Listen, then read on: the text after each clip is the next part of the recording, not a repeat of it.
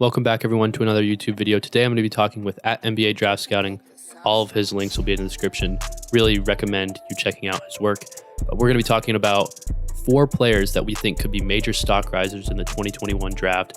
Players that'll most likely be taken in the first round that might pose some question marks for people, for the casual fan, but we're going to be kind of clearing those up and talking about these players and what makes them so good. Without further ado, let's get into it. So my first one is Kai Jones out of Texas. Okay. I'm not sure if he's been talked about enough.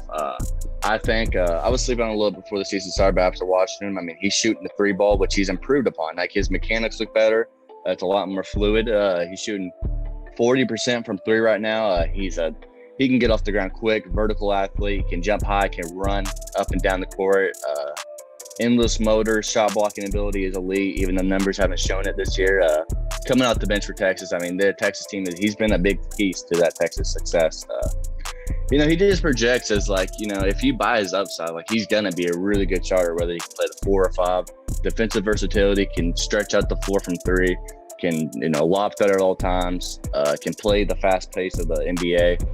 That's my first one. I think he can sneak his way up to the late lottery. Yeah, he's arguably the best NBA prospect on that Texas team, and I don't think enough people are ready for that conversation. I mean, Greg Brown is his potential's really high, I feel like, as well, but I think Kai Jones has higher potential than him, and I think he might need another year, but again, he's another type of project player. But we'll see where he develops in the next phase of the season. Franz Wagner, I think that's how you say it. Yeah. He's a do-it-all prospect. He cuts off the ball so well. I like how he can defend multiple positions. He's a 6'9" guard. Like, I just like his versatility again, and in his effort levels too. He cuts to space well. He takes charges. He's looking to help off the ball. Like, I buy his want to win, and I think that's something that's gonna set him apart, and then maybe have his stock rise. He's not the best shooter yet, but he isn't shy. Like, he'll shoot the ball, and then building out his body. But I like his potential. Oh, yeah, I agree. Like, his defensive versatility is, it's elite. He's 6'9" with long arms, can guard multiple positions. Shooting obviously isn't there yet. I think he can improve over time. I certainly do. Secondary playmaking there. He makes good decisions with the ball. He can attack the rim. He's been a key part of Michigan's success too. He's definitely going on the radar. I have him right now as a mid-first round grade.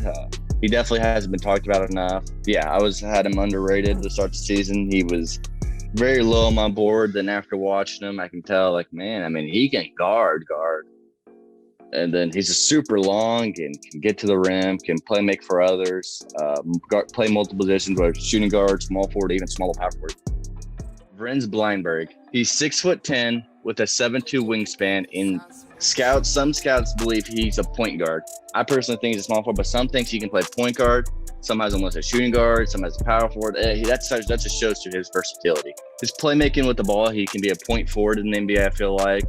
That's one thing that stands out for a 16 guy. Not a lot of 16 guys move like him. He's very fluid with the ball. Has nice handles, underrated handles, I feel like. And his decision-making, whether it's a lob pass out of the pick and roll or just a little cross-court pass, like, he can make a variety of passes at a 6'10". I don't know if I have him listed as a point guard just yet, but you could argue him playing a point guard position. At 6'10" with 7'2", his defensive versatility is there too. Athletically, he's some gifted athlete, but his length makes up for it. Defensively, he isn't bad. He's a little bit above average. And shooting, that was his biggest concern coming into the season. Can he improve his shot? And he's been able to hit step back threes, shots off the dribble, just in a catch and shoot threes. Like, he has been able to hit threes, and I expect closer to drafts he'll be in a lottery conversation. I would be very surprised if he is him. All right, my second guy, Davion Mitchell. I've fallen in love with Davion Mitchell. He's incredibly quick on both ends of the court. Lateral quickness is off the charts. Great elevation into a shot, especially off the catch. He's shooting the ball at an insane percentage, nearly 50%. His start-stop is crazy. He moves a lot like DaVon Mitchell. He's one of my favorite players to watch on the Baylor team.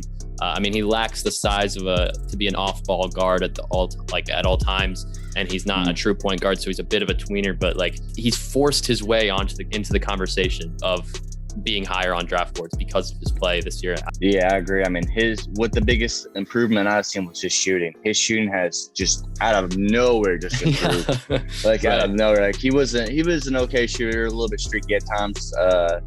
His freshman year at Auburn, and then last year at Baylor, it was a little bit streaky. But I mean, his shooting is every time I shoot, I expect him to go. And that whole Baylor team can shoot. Like you said, the DaVon Mitchell comparison, I like that a lot. I do some research. I had someone ask me to start season if he related to Donovan. I was like, I was looking all over for that too.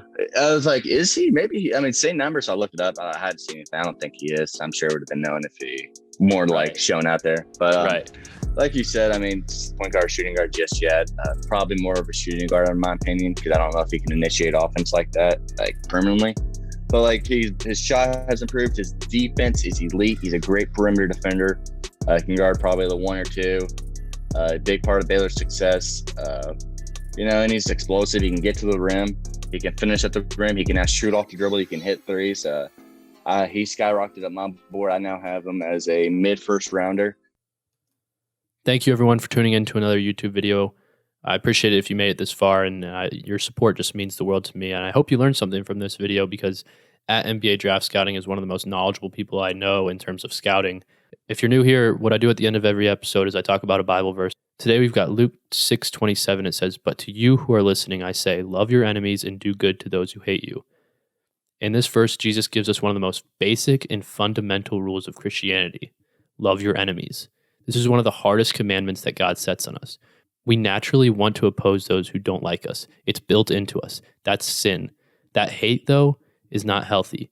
And Jesus certainly wouldn't hate. What helps me in situations like this is just reminding myself that at the end of the day, we're all God's children. God loves all of us, and he doesn't pick favorites. So why should I? Thank you, everyone, for tuning in to another YouTube video. I appreciate it. Stay blessed.